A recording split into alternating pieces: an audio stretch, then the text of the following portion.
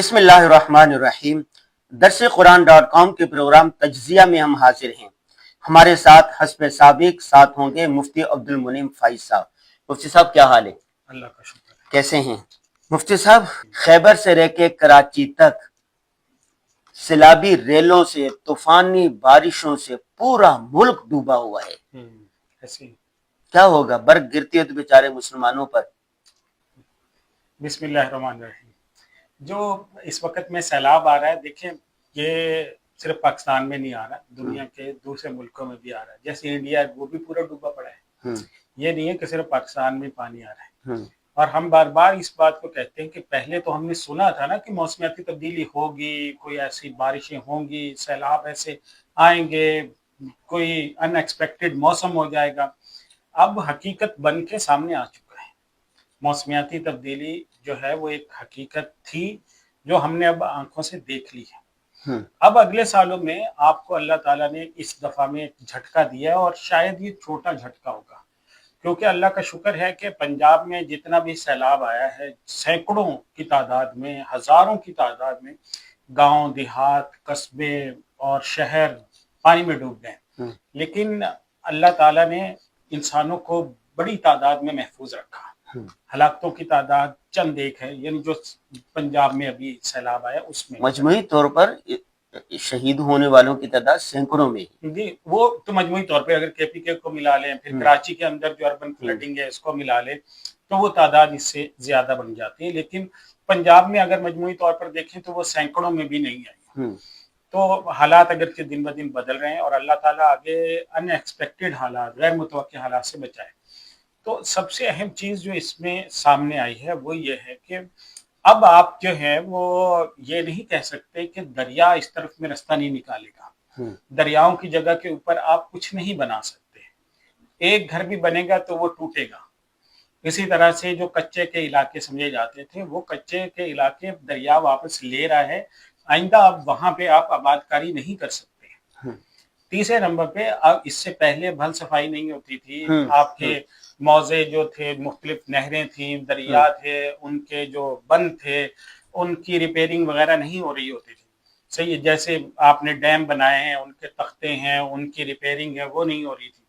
وہ سب چل رہا تھا کیونکہ اتنی سیویئر کنڈیشن نہیں تھی۔ اب وہ سب کچھ آپ کو کرنا پڑے گا، اور ہر سال کے بیس پہ کرنا پڑے گا، ورنہ اگلے سالوں میں یہ کنڈیشن اس سے بھی سخت ہوگی۔ یہ تو سیلابوں کی صورتحال ہے نا، یہ جو طغیانیاں آتی ہے دریا میں، سمندر میں، لیکن یہ جو بارش ہوتی ہے طوفانی بارش، اس کا تو کوئی حل نہیں ہے۔ دیکھیں طوفانی بارش میں بھی جب طوفانی بارش ہوتی ہے، جہاں پہ بھی طوفانی بارش ہوگی وہاں پہ کیا ہوگا کہ پانی ایک ریلے کی شکل میں آئے گا، اور ریلے کی شکل میں کہاں سے گزرے گا؟ ان نالوں کی جگہوں سے جہاں پہ آپ نے پلازے کھڑے کر دیے۔ آپ پورے کے پی کے میں کر لیجئے سروے، آپ سوات کا سروے کر لیجئے، پانی کہاں سے گزرا ہے؟ پہاڑوں سے پانی اترا ہے، اور وہ پرانے رستے جو کسی دور میں نالا تھے اور اس کے اوپر آپ نے ہوٹل کھڑے کر دیے، آبادیاں بنا دی، تو ان رستوں کے اوپر پانی نے اپنا زور دکھایا۔ پانی کی طاقت، اللہ کے جو ہے وہ سیل جو ہے، یہ اللہ تعالیٰ کا عذاب ہے۔ پانی سے بھی اللہ تعالیٰ عذاب دیتا ہے، اور اللہ تعالیٰ آزماتا ہے قوموں کو۔ اچھا، مجھے یاد ہے کہ 1990 میں جب ہم کراچی آئے تھے تو کراچی یہ جو پورا ڈیفنس ہے نا آپ کا، یہ نہیں ہوتا تھا صحیح، اور یہاں منصور کالونی تک صحیح پانی آ جاتا تھا، یہاں تو منصور کالونی آخری ہوتا تھا۔ اور یہ جو لائٹ ہاؤس ہے، یہ اصل میں لائٹ ہاؤس جو ہوتا ہے یہ سمندر کے اندر بنی ہوئی ایک اونچی بلڈنگ ہوتی ہے۔ ابھی بھی برطانیہ وغیرہ میں لائٹ ہاؤس ہوتے ہیں، جیسے منوڑا میں ابھی منوڑا میں ابھی بنا ہوا ہے، تو وہ لائٹ ہاؤس وہاں کی نشانی ہوتا ہے کہ بھائی آگے آ رہا ہے، ملک قریب آ گیا۔ نہیں، اب جیسے سمندر پیچھے ہٹ جاتا ہے تو وہ اپنی جگہ چھوڑ دیتا ہے، تو وہاں پر آبادیاں شروع ہو جاتی ہے۔ تو اسی طرح کیا دریاؤں میں نہیں ہوتا؟ جو اس نے جگہ چھوڑ دی، دریا بھی تو اپنے راز سے بدلتا ہے۔ جو جگہ اس نے چھوڑ دی وہاں پر تو اگر آبادیاں ہو جائے، کالونیاں بن جائے، تو اس میں کوئی حرج تو نہیں ہے۔ دیکھیں دریا نے ایک جگہ چھوڑ دی، ایک الگ چیز ہے۔ دوسرا یہ کہ دریا اتنے پھیلاؤ تک پہنچا نہیں ہے۔ مثلا اگر کسی جگہ پہ، مثلا ملتان کی طرف پہلے دور میں دریا جاتا تھا، شاہ رکن عالم کا جو مزار ہے، قدیم تاریخ میں کوئی 1000 سال پہلے، 1500 سال پہلے، اس سے زیادہ 2000 سال پہلے وہاں پانی کا رخ ہوتا تھا اور شاہ رکن عالم کے مزار تک دریا پہنچتا تھا, کشتیاں پہنچتی تھی.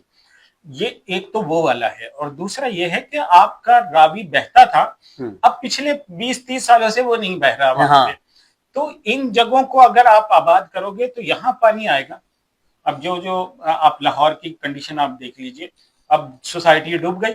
صحیح, کیوں ڈوبی؟ کیونکہ وہ آپ نے راوی کی اس جگہ پہ بنائی تھی جہاں آپ سمجھ رہے تھے کہ یار پچھلے 20-30 سال سے کچھ نہیں ہوا, پانی نہیں آیا, یہاں پہ آبادیاں بنا لیجئے. تو اب یہ جو ہے نا مارجن آپ کو قدرت نہیں دے گی, یہ فطرت نہیں دے گی. اور پھر دوسری بات یہ کہ ہم اس سے پہلے کیا کرتے تھے, فطرت کے ساتھ کھلواڑ کرتے تھے. ہم نے کتنی بڑی مقدار میں لکڑیاں بیچی ہیں, کتنی بڑی مقدار میں جنگلات کاٹے, ڈی فارسٹنگ ہوئی ہے, جنگلات کاٹ دیے. وہ ویڈیوز آپ سوشل میڈیا پہ آج کل تو ہر چیز آ جاتی, آپ اس پہ سرچ کر کے دیکھیے کتنی بڑی مقدار میں ہمارے جنگلات ابھی کٹ رہے ہیں, اس وقت کٹ رہے ہیں. اور قدرت کے یہ جو سیلاب آیا اور اربن فلڈنگ جب ہوئی ہے تو اس کے نتیجے میں وہ جب لکڑیاں بہہ کر آئی ہیں تو دنیا نے دیکھا ہے کہ وہ کتنی بڑی مقدار میں تھی جو کٹی ہوئی. تو ہم قدرت کے ساتھ یہ سب کچھ کر رہے تھے پہلے, اور قدرت جو ہے ڈھیل دیتی جا رہی تھی. صحیح, اس دور میں بھی آتے تھے چھوٹے, جیسے سیلاب آتے ہیں مختلف آتے رہے, لیکن وہ چھوٹی چھوٹی وارننگز تھی. تو قرآن مجید نے جس کو یہ کہا ہے کہ وَلَنُذِيقَنَّهُم مِّنَ الْعَذَابِ الْأَدْنَىٰ دُونَ الْعَذَابِ الْأَكْبَرِ لَعَلَّهُمْ يَرْجِعُونَ, کہ ہم بڑی آفت سے پہلے چھوٹی چھوٹی آفتیں, الارم بجاتے رہتے, چھوٹی گھنٹیاں بجتی رہتی ہیں. تو وہ ہم نے اس کو نہیں سمجھا, اور پھر بالآخر یہ قدرت کا اتنی بڑی جو سیلاب کی شکل میں آفت آئی ہے, اتنا بڑا. ابھی کراچی میں اربن فلڈنگ کی آپ نے دیکھی صورتحال, 1-2 دن پہلے تک جو صورتحال تھی وہ تو بہت ہی خطرناک تھی, اللہ نے پھر بھی حفاظت کی ہے. اچھا, جب یہ صورتحال ہو کہ ہر طرف سیلابی ریلیں آ رہی ہیں, طوفانی بارش ہو رہی ہے, شش و پنج ہیں, لوگ پریشان ہیں, اس میں دو باتیں ہیں, ایک یہ کہ حکومت کیا کیا اقدامات کرے, دوسرا ہے عوام کیا کچھ کرے. عوام کو تو اویئرنیس ہونی چاہیے, آگہی ہونی چاہیے. سب سے پہلے ہم بات کر لیتے ہیں حکومت کیا کیا اقدامات کرے. حکومت دیکھیں, اب کوئی بھی بات ہو جاتی ہے سارا نزلہ حکومت پر گرتا ہے. دوسری سب سے پہلے نمبر پہ یہ دیکھیں, جب بھی کوئی بڑا ڈیزاسٹر آتا ہے تو ڈیزاسٹر وہی ہوتا ہے جب حکومتیں بھی بے بس ہوتی ہیں. حکومت کا ظاہر ایک ڈھانچہ ہے, اس کے ورکرز ہیں, وہ ایک خاص لمیٹڈ, انہوں نے ایک آئیڈیل صورتحال میں بنایا ہوا ہوتا ہے. اب جیسے پنجاب میں آپ صورتحال دیکھیں, پنجاب میں سب سے اچھا اسٹرکچر اس وقت میں, اگر آپ چاروں صوبہ کا موازنہ کریں تو سب سے اچھا مینجمنٹ کا اسٹرکچر اس وقت پنجاب میں ہے.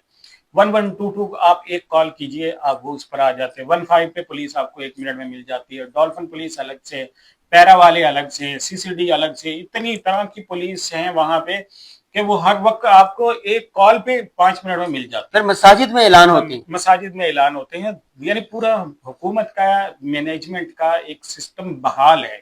حکومت کسی بھی جگہ کے اوپر ایسے کان لپیٹ کے سوئی ہوئی نہیں ہے کہ لوگ مر رہے ہیں, فون کر رہے ہیں اور کوئی اٹھانے والا نہیں, کوئی آنے والا نہیں ہے, کوئی سننے والا نہیں ہے, یا کسی جگہ پہ پانی چھوڑ دیا اور وہاں پہ کوئی اعلان نہ کیا ہو, کوئی دیکھنے والا ہی نہ ہو, بند ٹوٹ رہے ہیں, لوگ اپنی مرضی سے توڑ رہے ہو. جیسے ہم نے دوسرے صوبوں میں دیکھا کہ وہاں پہ جو با اختیار لوگ ہیں وہ اپنی مرضی سے بند توڑ دیتے ہیں, ہے نا, جو سیاستدان ہیں یا وڈیرے ہیں. ایسا بھی ہوا ہے کہ جو سیلابی نالے بنائے ہوتے ہیں نا, سیلابی نالے, وہ اس کو کہیں نہ کہیں سے توڑنا ہوتا ہے.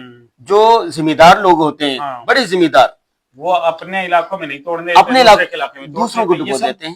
یہ یہاں پہ ہم نے دوسری جگہ پہ دیکھا, لیکن پنجاب میں ایسا نہیں ہوا. وہاں پہ باقاعدہ پلاننگ سے, باقاعدہ نقشوں سے آپ نے دیکھا بھی ہوگا کہ پوری صورتحال کو مانیٹر کیا جا رہا ہے, کیمرے لگے ہوئے ہیں وہاں پہ, صورتحال کو ویڈیوز کے ذریعے دیکھ رہے ہیں, اور پوری ٹیمیں بیٹھی ہوئی ہیں, اور پہلے سے انہوں نے فیصلہ کیا ہوا ہے اگر کسی جگہ پانی بڑھے گا تو کس جگہ پہ شراب. بہت معذرت کے ساتھ بھائی صاحب, دیکھیں پنجاب میں بھی یہ راجن پور کا یہ جو علاقہ ہے, جلال پور کا, جلال پور پیر والا, ہاں پیر والا, تو وہاں پر اعلان کر کے دیا نہیں, اس کے باوجود گاؤں کے گاؤں ہے. لیکن میں آپ کو یہی بات کہہ رہا ہوں نا کہ جب وہ ایک خاص حد سے بڑھتا ہے تو آپ کی حکومتیں پیرالائزڈ ہو جاتی, کیونکہ آپ کی حکومت کی ایک کیپیسٹی ہے. نہیں, حکومت ایسا نہیں کر سکتی ہے کہ آپ کا ایک شہر ہے اور اس کی آبادی 10 لاکھ ہے, اگر اس میں پانی آ جاتا ہے, مثلا کراچی کے اندر آ جاتا ہے, تو کراچی کی آبادی ہے 2 کروڑ, 3 کروڑ کہی جاتی ہے. مثلا اگر دیکھا بھی جائے تو جو اندر کا ایریا ہے یہ 2 کروڑ آبادی یہاں پہ ہوگی.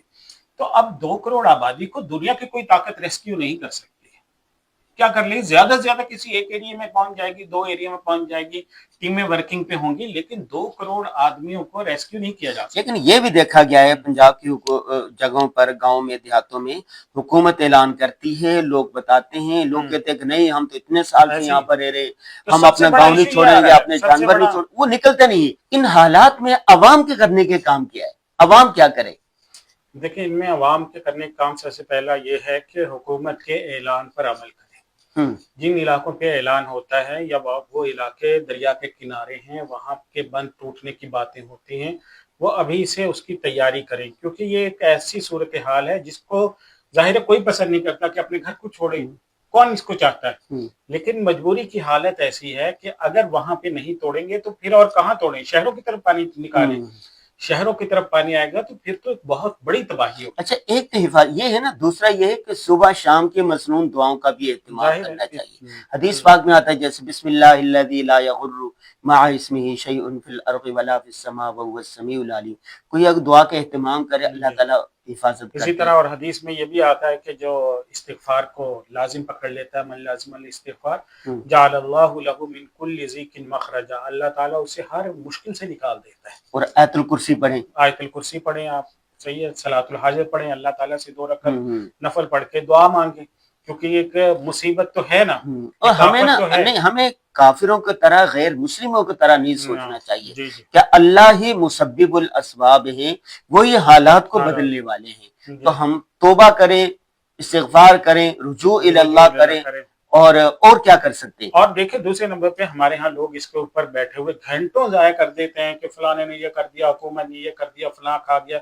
اس کی بجائے جو ہماری نئی جنریشن, آپ کے بچے ہیں نا, آپ ان میں سے ایک کو سول انجینئر بنا دیجئے, ان کو یہی چیز پڑھائیے, صحیح ہے, اس کو ایک کو مینجمنٹ پڑھائیے, ان کو وہ, تاکہ ایسے ماہرین تیار کریں جو پاکستان کی مستقبل میں اس کو لیڈ کر سکیں. 10-15 سال کے بعد جو ہماری اگلی آنے والی جنریشن ہے وہی ان عہدوں کے اوپر بیٹھی ہوگی نا, وہی کہیں پہ کمیشنر ہوگی, وہی کہیں ڈپٹی کمشنر ہوں گے, وہی کہیں سول انجینئر بنے ہوئے ہوں گے, وہی ان چیزوں کی ڈیمو کی دیکھ بھال کر رہے ہوں گے. آپ ان ایک بچے کو ڈیمو کا ماہر بنا دیجئے, ایک بچوں کو اسی سول اسٹرکچر کا ماہر بنائیے, تو مطلب چیزوں کے حل کی طرف آپ بڑھیں. یعنی ان چیزوں کو لے کر رگیتے رہنا, مایوسی پھیلانا, خود بھی مایوس ہونا, ڈپریشن میں آنا, بلڈ پریشر ہائی کرنا, دوسروں کے لیے بھی آپ بلڈ پریشر ہائی کرنے کا سبب بنے, یہ کوئی حل نہیں ہے. سوشل میڈیا کے ذریعے جو ہم کر رہے ہیں, تو اس میں سب سے بہتر یہی ہے کہ ایک تو اپنے وقت کو قیمتی بنائیں, اس میں استغفار کریں, توبہ کریں, ذکر اذکار کریں, گھروں میں بھی اجتماعی طور پر اس کے اوپر آپ بیٹھے سب گھر والے آیت کریمہ کا ورد کریں, صحیح ہے, اللہ تعالیٰ کے سامنے روئے گڑ گڑائیں, اجتماعی دعا کریں.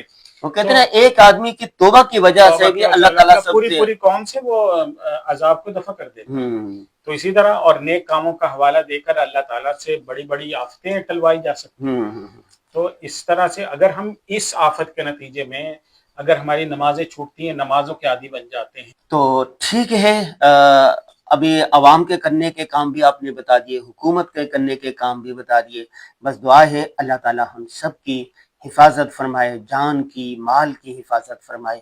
اللہ تعالیٰ ہماری جو آفتیں ہیں ان کو ٹال دے, ہمارے دن کو اچھا کر دے. سوشل میڈیا پر سب سے قدیم اور سب سے ریلائبل برانڈ درسقرآن.com